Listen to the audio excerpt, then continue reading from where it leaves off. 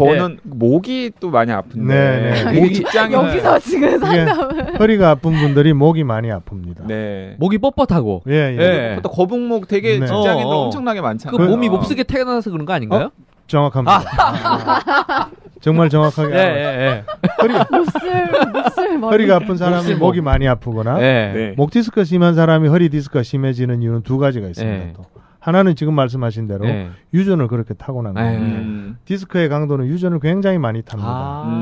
어떤 유전자를 가졌냐에 따라서 20살 때부터 디스크가 아주 걸레처럼 너덜너덜해지는 사람이 있는 반면 아유. 정말 80이 돼도 아주 팟캐스트에 딱 튼튼한 어울린다는 디스크를 거네. 갖고 있는 네. 사람도 있습니다. 네네네. 80이 된 할아버지가 허리가 아프다고 해서 왔는데 네. 좌골신경통이 있어요. 네. MRI 찍어보니까 정말 이만한 디스크들이 딱 엄청난 디스크들이 버티고 있는데 그중에 하나가 탈출이 살짝 있는 거예요. 그래서 막 아프다고 그러시더라고요. 그래서 평생 처음 아파 보신 거 아닙니까? 처음 아파. 평생 허리가 안 아파 보셨어요. 와. 그런 일, 80까지. 80까지. 그런 일이 있는 반면에 예. 25대 내가 정말 너덜너덜해져서 오는 애들도 있습니다. 유전이 굉장히 중요합니다. 네, 몹쓸모. 아빠가 맞아요. 아프면 아들이 아프고 형이 아프면 동생이 수술하고 네네. 뭐 그런 것도 있습니다. 네네네. 그게 한 가지 이유고요. 또 네. 하나는 허리에 나쁜 자세가 목에도 나쁩니다. 그래서 자세가 잘못되면 허리, 목이 동시에 나갑니다. 네. 그러니까 대표적인 게 바로 이거죠.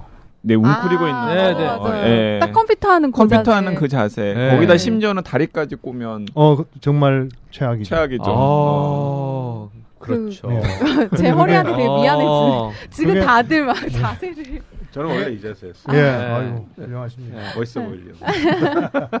거의 카라멜 마키아토에다가 티라미수까지 시켜 먹는 그런 느낌? 근데 사실 지하철이나 버스를 타면은 네. 대부분의 사람들이 다 그렇게 앉아 있어요. 이렇게 맞아요. 웅크리고 스마트폰 하거나 심지어 거기에 다리까지 꼬고 하는 경우가 거의 대부분이잖아요. 작업이라는 게 거의 대부분 그런 자세죠. 네, 사실은. 근데 그렇죠. 그 지하철 의자가요 소재가 좀 미끌미끌하잖아요. 그래서 그렇게 똑바른 자세를 유지하기가 좀 힘들던데요, 저는. 그게 호선마다 좀 다릅니다. 아, 어떤 데는 그런가요? 미끈미끈하고 어떤 네네. 데는 헝겊으로 돼 있는 데도 있습니다. 아. 네. 어디 사냐에 따라서. 근데 저도 그 목과 관련해서는 이런저런 책이라던가 아니면 조언들을 들었는데 또 목을 이렇게 뒤로 막 젖히는 건 무리를 줄 수 있기 때문에 그러지 말라 하시는 분들도 있더라고요. 네, 그 이유는 아마 또 두 가지가 있을 것 네. 같은데. 네.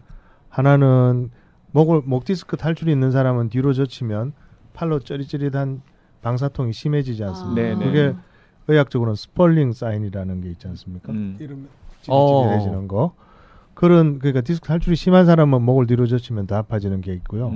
그렇기 때문에 하지 말라는 거 하나 하고 또 한 가지는 그 사람이 무식하기 때문입니다. 무식해서 잘 몰라서 그렇습니다. 목을 뒤로 젖히는 건 좋은 일입니다. 네. 그러니까 일단은 아까 허리를 뒤로 젖히는 것처럼 목도 이렇게 뒤로 젖히는 게 좋은 거군요. 어차피 운동 얘기 나온 김에 고양이 요가 자세. 요가 요가 자세 자세. 중에 아주 나쁘죠. 그게 그것도 그러면 아래로 해서 등을 펴는 자세가 있고 맞습니다. 등을 올리는 자세가 반복하잖아요. 네네네. 그러면은 등을 펴는 자세는 좋겠네요. 그렇죠. 예. 등을 웅크리는 자세는 안 좋은 나쁘죠. 거고. 예. 그러니까 지금까지 알고 있던 허리에 좋은 운동이 다 사실은 허리를 좀 망가뜨리는 그렇죠. 운동이었던 거잖아요. 그러니까 예를 들어서 그러니까 다리를 펴고 이렇게 앞으로 이렇게 쭉 스트레칭하는 그쵸. 그런 것도 윌리엄스 허리에 동작. 네. 안 좋은 자세. 안 좋은 것이죠.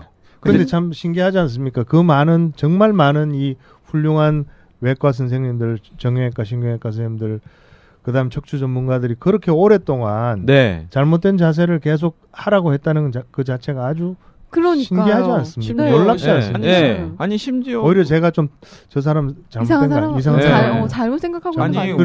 우리나라 들죠. 국민체조 동작들 국민체조요? 국민체조 뭐 이런 거 국민체조 국민체조 기본 동작이 아래로 그리고 꾹꾹 눌러주잖아. 군대에 가면 도수체조 뭐 도수체조 뭐 그리고 어쨌든 이게 무슨 기관들마다 네, 네. 이렇게 만들어져 가지고 보급하는 그런 체조들이 있다고. 네. 아유. 그런 체조들에서도 항상 앞으로 숙이는 게 맞습니다. 기본 앞으로 동작 숙이는 중에 건 하나인데. 기본 네, 동작인데. 네, 왜? 선- 예. 선생님도 학생 때 이제 배우실 때는 그런 잘못된 동작들이 물론이죠. 옳다고 배우셨을 텐데 어떻게 하다 보니 의문점을 갖게 되신 아이고 건가요? 감사합니다. 제가 학생 때뿐만 아니고 네.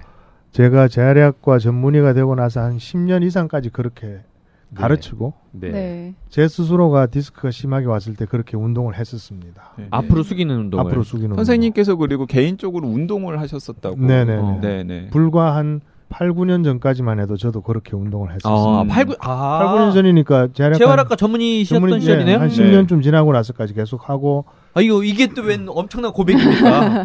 뭐 정말 그랬습니다. 예, 요게 요렇게 조각난 퍼즐을 꽤 네. 맞춘 게 한 2, 3년밖에 되지 않았습니다. 그래요? 그러면 다른 재활학과 선생님께서도 아직 그 그렇죠. 조각을 다 못 끼워 맞춘 분들이 꽤 많다는 얘기네요.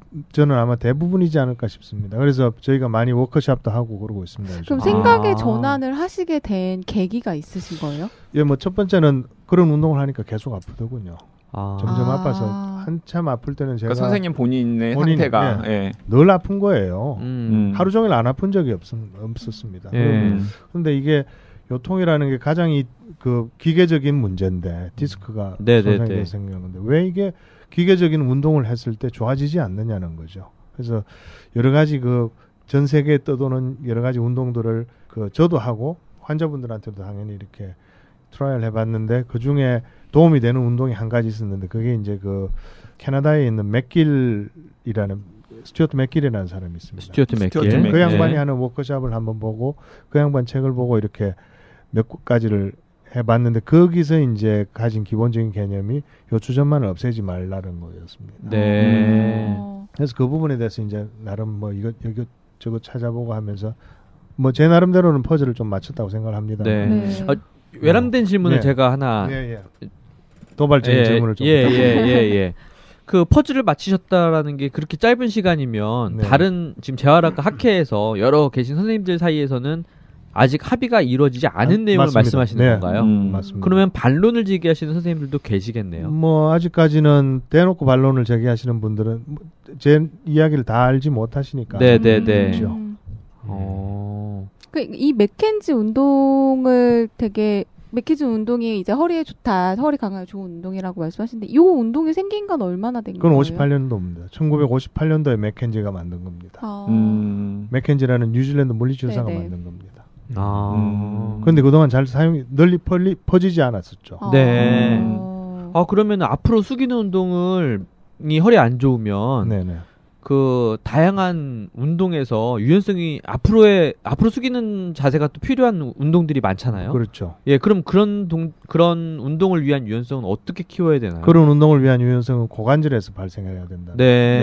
허리는 꼿꼿이 세우고. 허리 요추전만은 꼿꼿이 갖고 있으면서 고관절에서 구부러졌다 펴졌다 해야 되는데요. 물론 그게 이제 그 기계 체조라든지. 김연아 선수 같은 그런 걸 할 때는 불가능한 부분이 있죠. 그래서 김연아 선수는 아직 젊지만 40이 돼서 기계체조하는 사람은 잘 없지 않습니까? 그렇죠. 선동열 선수가 지금은 한 130kg, 135kg 정도밖에 못 던지지 않습니까? 그게 바로 그런 부분에 있어서 어떤 뜻인지 아시겠죠? 퇴행이 오면서 어쩔 수 없는 어떤 몸에 한계가 오는 겁니다. 그러니까 저는 책 읽고 또 오늘 말씀드리면서 그 떠오른 아이디어는 제가 항상 궁금했던 게 요가 강사라던가 이렇게 좀 몸이 굉장히 유연하시고 그다음에 그런 운동을 평소에 엄청나게 많이 하신 분들이 의외로 디스크라던가 이런 통증 때문에 고통을 호소하시고 또 찾아다니시는 분들이 엄청나게 많아요.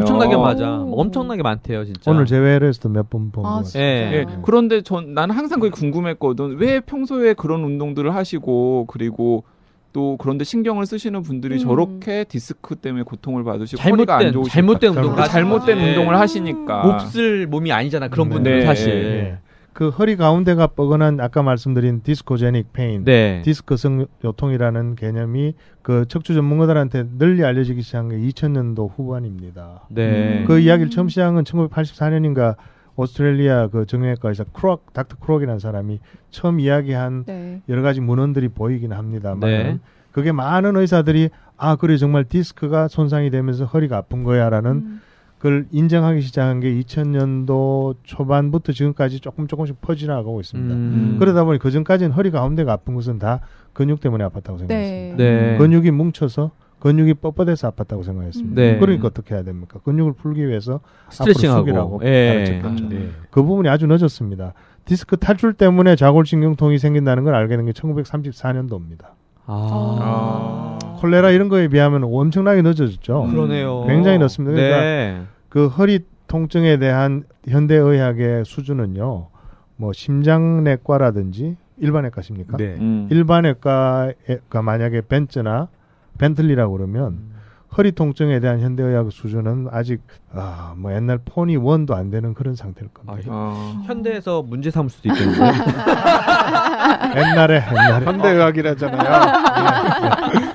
근데 자꾸만 궁금증들이 계속 생기는데 이제 보통 이제 허리나 이제 목 통증 때문에 심하면 보통 정형외과 등등의 병원을 가시게 그쵸. 되고 그러면은 보통 MRI 사진을 찍고 맞아요, 요즘에는 맞아요. 보통 자연적으로 이 경우에는 간단하게 수술을 하면 됩니다. 뭐 혹은 뭐 주사를 맞아야 주사를 된다고 맞거나. 하거나 근데 수술을 선생님께서는 하거나. 어쨌든 간에 가능하면은 수술을 피하고 그 맥켄지 운동이라는 운동을 통해서 상태가 호전이 될 수 있고 심지어는 더 나아질 수도 있다라고 주장을 하시니까 그것도 사실은 또 의사 선생님들이랑 약간의 그렇죠. 예, 그렇죠. 갈등 요인인 제가 것 수술을 같아요. 피하라고 하는 것은 사실 뭐 제가 수술하지 하는 의사가 아니라서 하지 말라는 건 아니고요.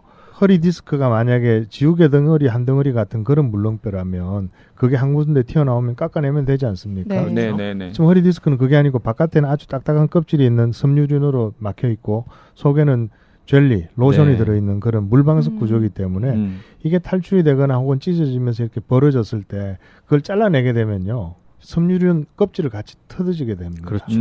예, 그래서 예. 결국은 물방석을 더 크게 구멍을 내는 음. 형국이 되기 때문에 그런 거고요.